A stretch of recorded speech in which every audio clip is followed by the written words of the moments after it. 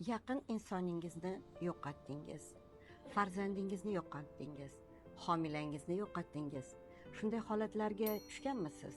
Siz o'zingizni yana aybdor deb his qilasiz. Lekin bu joyda siz bilishingiz kerakki, bu Allohning ishlari va bunga siz hech narsa qila olmasdingiz.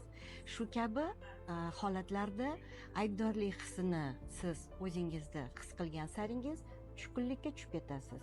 Qo'lingiz ishga bormaydi va yo'qotgan odamlaringizni boshqa obrazlar bilan to'ldirgingiz keladi.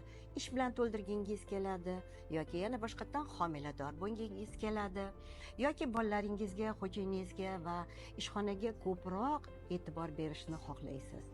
Ammo bu bo'shliqni hech narsa to'ldirmaydi. Bu holatlarda siz Allohdan yuqori bo'la olmaysiz.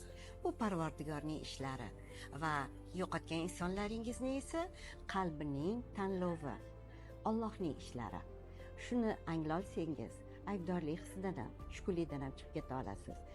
Lekin chiqa olmayotgan bo'lsangiz, direktorimga yozing va suhbatimga keling. Buning negizini topishga harakat qilamiz.